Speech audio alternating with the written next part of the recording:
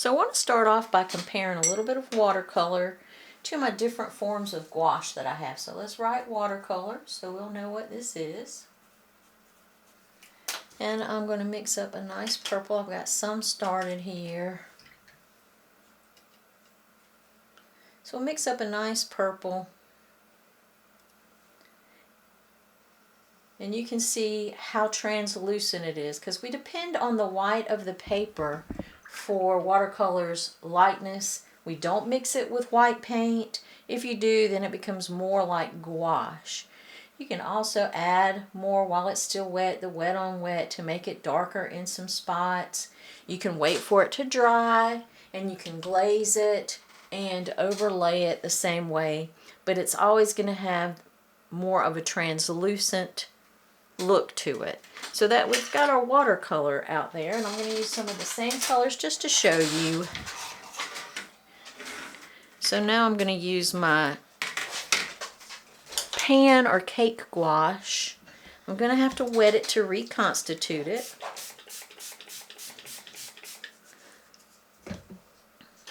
So I'm going to show you how that looks.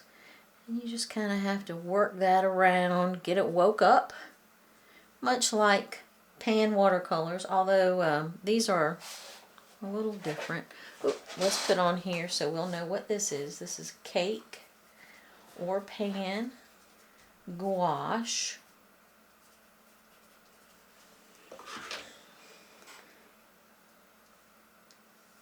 See how opaque that is? You cannot see the white of the paper through it. Now if you water it down significantly, you can get it to be translucent like watercolor. The thing about watercolor is you have to do many layers before you get it as dark as you would need it to get this dark right here. And you may, it becomes a little muddy looking after a while. So cake or / pan gouache is very opaque, but you can also use it like watercolor by just adding a little bit more water. Now that will water down some of the vibrancy, but I think it looks pretty good here.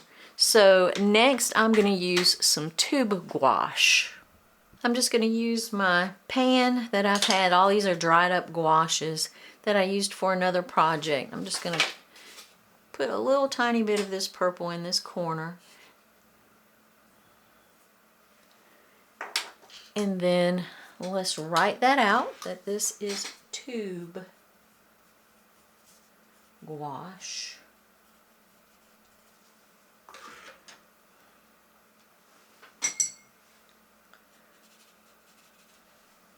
Now this is just a slightly different purple.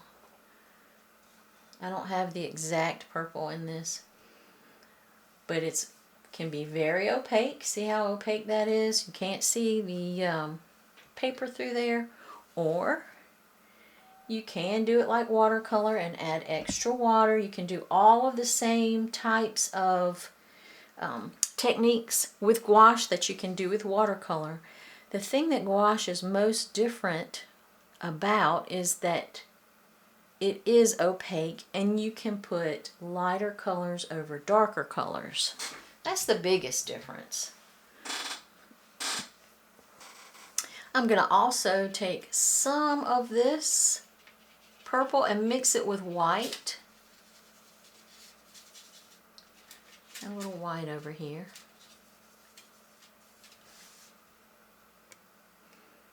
And it's even more opaque really, but it's a lighter color. And that's how you get your different tints with gouache, is you just add white. Now you can get your shades with gouache by adding black gouache or the complementary color to whatever color you're trying to darken. And that is almost the same way in watercolor, except for watercolor I tend not to use black. I tend to use the complementary shades. So yeah, that's tube gouache. It is really vibrant, it's really pretty. This is starting to, this cake pan gouache, as it's drying, it looks a lot duller than it did when we began. So that is the tube gouache. And now these are just the gouaches that I have. Now let's do a jelly the jelly gouache.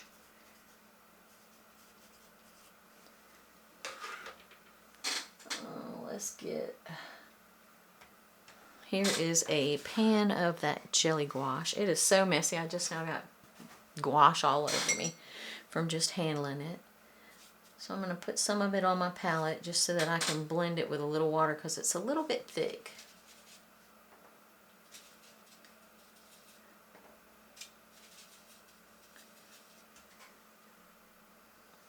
So there's the jelly gouache, and you see it doesn't give a nice smooth stroke. You can see some of the paper, it almost looks like dry brush. You have to add more water. And it looks, in comparison to the other gouaches, it looks streaky. It has a streaky look to it. And it feels, it has a, I don't know, a plastic or a, I don't know what kind of feel that I can explain how it feels when you're putting it down. It doesn't have the smooth, velvety flow that watercolor and tube or cake gouache does. It's more, I don't know, it's streaky. I guess I'll put it that way.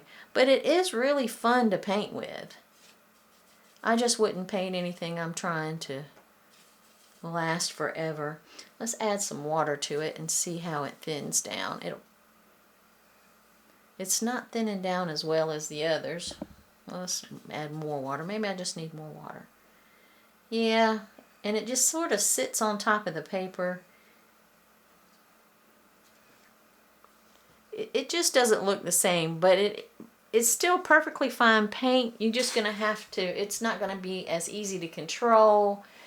The release from the brush isn't as smooth.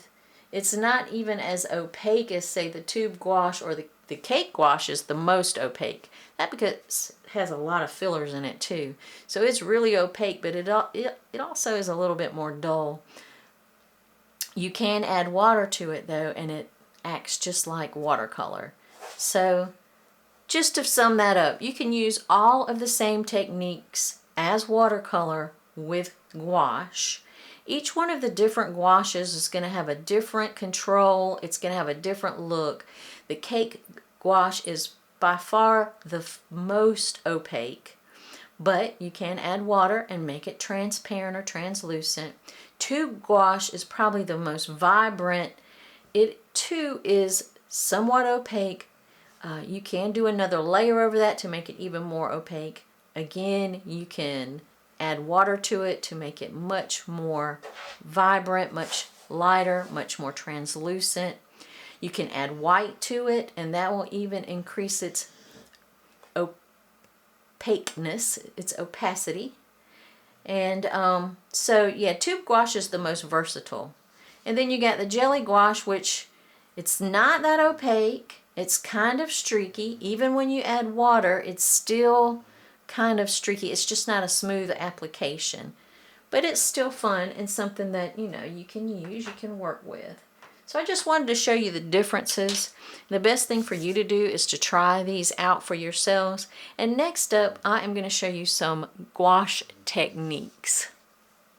So some of the watercolor techniques that I taught you last week also can be used with gouache. So we're going to go over those first, some of those first, and then we're going to get down to some that are more specific to gouache as we paint. Alright, so the first one is wet and wet, and it just causes you to have a soft, flowy blend and gradients. It's great for backgrounds, atmospheric effects, things like that. So you'll just wet your background first. And this is watercolor paper that I'm working on. And then you will just take some of your gouache, and you see how it's just beautiful, flowy, wet on wet. It's nice and spontaneous. So that's wet on wet. Almost, well, the exact same thing as with watercolor. Then you've got wet on dry, where you can go really thick with the paint. You're just going straight onto dry paper. And wet on dry, it gives you some more defined edges. See how soft these edges are with the wet on wet? These are very crisp. And it gives you, you know, those crisp edges. And It's great for details, or if you later on have to come paint over something for correcting any of your mistakes. So that's wet on dry. Much like watercolor. The only difference is you'd have to really water down your gouache to get it to be translucent like watercolor. Then you've got your gradients, and those just give you smooth transitions between colors. You can do wet blending with gouache, or you can layer the washes after they dry to get the gradient, but we're just going to do it wet. So I'm going to pick up some of this beautiful red and lay it down on dry paper. Then I'm going to rinse my brush and pick up some of this yellow and just blend those colors together right on the paper. There. So you got a nice gradient, much like watercolor. And those would be good for backgrounds too, especially, you know, like sunsets or any kind of background where you want a gradient. Next up we have blending. Let's go with some green. Now blending is you just use a damp brush to blend your colors together. So we're going to make a fat leaf here, I think. Let's just do a fat little leaf shape with my green. It's still wet, so we're going to go ahead and pick up some of this blue to make a little bit of a darker green and just add that right in there with chat, so you know we can blend it straight onto the paper. We can also pick up some of this yellow to add a little bit of a lighter color if we want to. Now you can also wait for this to dry and then reactivate it and blend it. And you just reactivate it with a damp brush.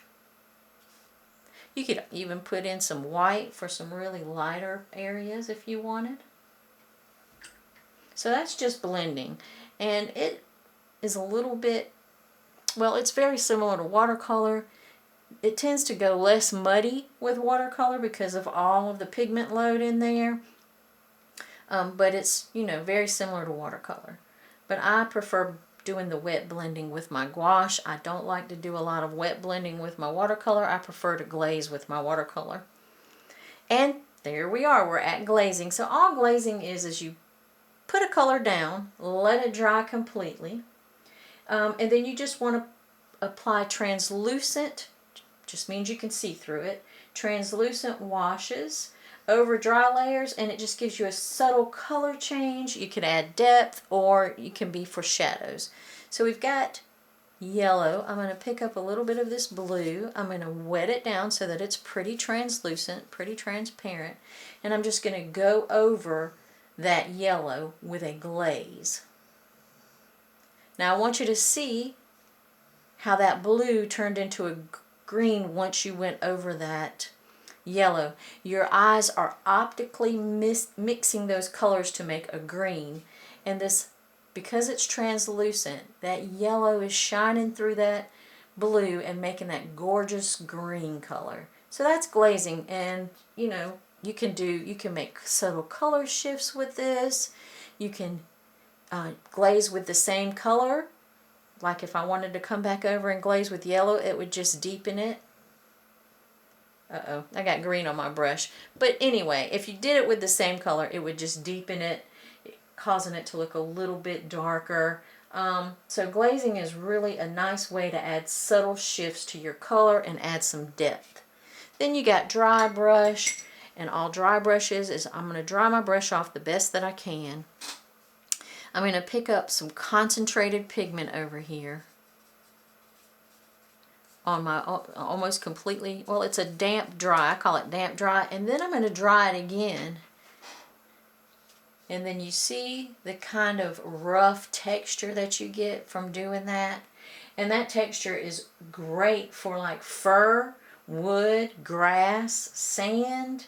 Anywhere you want a nice rough texture like wood grain, or you want to do some sort of grass-like effects or fur. So that's dry brushing, and you just use a damp dry brush heavy pigment load, then dry it again and just sort of scrape it over the paper. And that is also used in watercolor. All of these are used in watercolor. We haven't gotten to the ones that are specific to gouache. Now lifting, you can do two kinds of lifting. You can do wet lifting, so I've got wet paint here. And all I'm going to do is rinse my brush, dry it off, and then I can lift some of that up. That's great for doing highlights or if you make a mistake, anything like that. Now if it's already dry, this is already dry, see, it's already dry, you'll want to re-wet it with some water, and then you'll just lift up that excess pigment. So again, just like watercolor. Like I said, gouache is watercolor's opaque cousin. Now layering, I already have this kind of, I don't know, kind of mid-tone pear here, if you want to call it pear. Or it could be a squash, one of those little gourds. Let's make it be a gourd, and let's make some green, a little bit of green color. And we're going to put some designs on it. You know those gourds that have those green designs on the bottom and then it's really bright orange on the top? That's what I'm going for. So I'm just doing a little bit of layering here with these colors. I want to come in there, maybe add a little bit of purple to darken it up at the bottom, give it some shadow, and that is blending while it's wet. Then we can also add some lighter colors of lighter layers, and we'll pick up some of this yellow and mix it with some of this white to make it much brighter, lighter. And then we can add more texture with some more layers. And just let all of those layers just make our squash come to life, or gourd, or whatever you want to call it.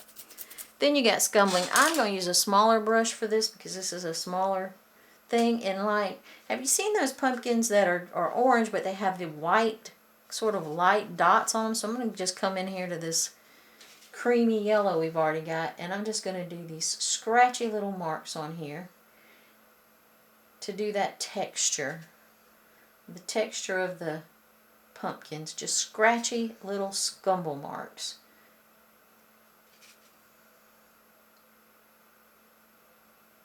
Almost a dry brush, but not quite. And that gives my pumpkin some texture now. And it is really good when you're wanting to do light over dark to do this scumbling technique. It's really good for doing light paint over dark. It gives it nice texture. So now our pumpkin has those sort of creamy dots on it like some of these new pumpkins do. Yep. Just darken this. I want to darken this area in here. That's the center of the pumpkin. Let's give him a little bit of a stem. Just give him a little stem. Let's put some purple in that stem with some little scumbly dots. You can even take some of that and do some scumbly marks in the shadow areas. So it's really just a way to do texture. And you can also do it with watercolor. Although it's more fun with gouache because, like I said, you can overlay the lighter colors on top. And since it's opaque, you can see those lighter colors. They don't get lost in the darker first layer. So we got a really bumpy pumpkin here. This poor old pumpkin, he's so bumpy. Him got chicken pox. When we were little, we called them chicken pops. Now he got some chicken pops. There, so that's scumbling. It's just a rough texture light, just sort of a scratchy marks that you're making on the paper. I'm even going to come over here and do some more layering now that this is dry. I'm going to come and put some more yellow in there on some areas. And see, you can just layer. as soon as that layer dries, you can come back with a different layer right on top of it, a different color. And the beauty of it is that the lighter colors will cover those darker colors. So that's pretty cool. I'm just going to stick with this small brush. And I'm going to add some opaque detail, which we did to these two as well. So opaque detail is one of the unique properties of gouache, where you can put colors on top of other colors and they won't get lost no matter whether they're lighter or darker. Let's make us a darker brown. Let me get some of this red, some of this yellow. Make sort of a darker brown, just a little bit of blue in there to darken it up. And you can do like details. I'll just do this little shadow here. We can also do some not scumbling, but a little bit of dry brush in the shadow, or you can make those little shapes on the cap of the acorn, just like so. So this is great for detail work that you can do opaque, thicker paint and layer it up for details.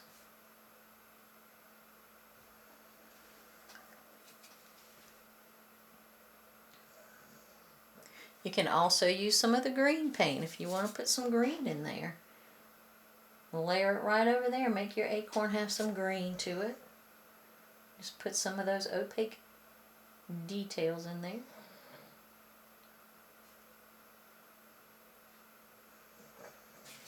A little bit more of the brown in some darker areas. So that is one of the unique properties of gouache. You can add details. Oh, I forgot to do this one, reactivate. But this pear is completely dry. That's what we're going to call it, a pear. So I can come back in here and wet it. And lift some of that if I want. Or, while it's still wet, I can add more layers and have a nice soft look. Or, instead of having that, see, this side's not wet. See how sharp those edges are, how hard those edges are. So you can reactivate this, and that yellow will blend in with the orange and look so pretty once it's reactivated. I'm going to soften up that edge.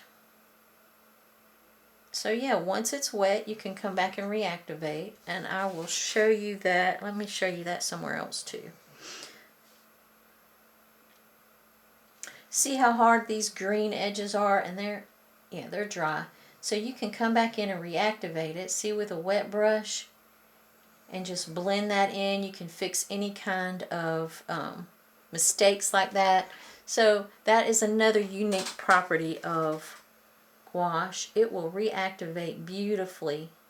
Unlike watercolor, which sometimes stains the paper or it just looks terrible when you reactivate it. Alright, and the last thing is a watercolor and a gouache, and that is just splattering. You'll just want a really wet brush, really wet paint, like really watery paint, and then you'll just splatter.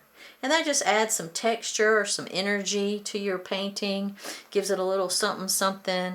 I'm not a big fan of splattering, but hey, I think if you like it, go for it. So those are the techniques that you can use with gouache. You have several different ones. I really like the layering. I use a lot of layering and scumbling with mine. I do a lot of opaque detail as well.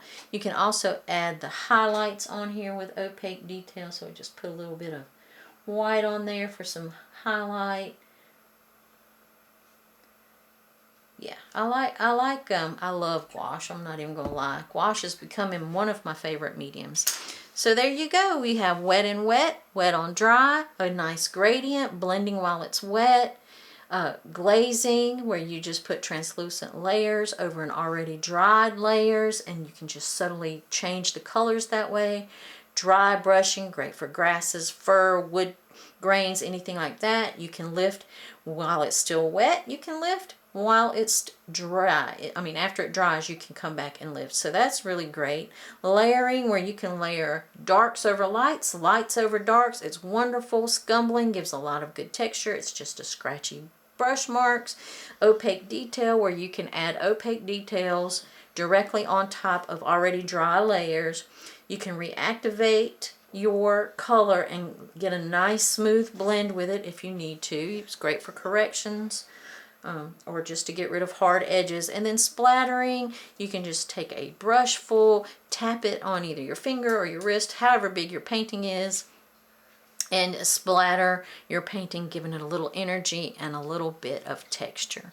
All right. Thanks for watching. I hope you enjoyed this and I hope you learned something. And Friday, don't forget, we are going to be doing a live tutorial on Friday. Probably at 3 p.m., but we'll see.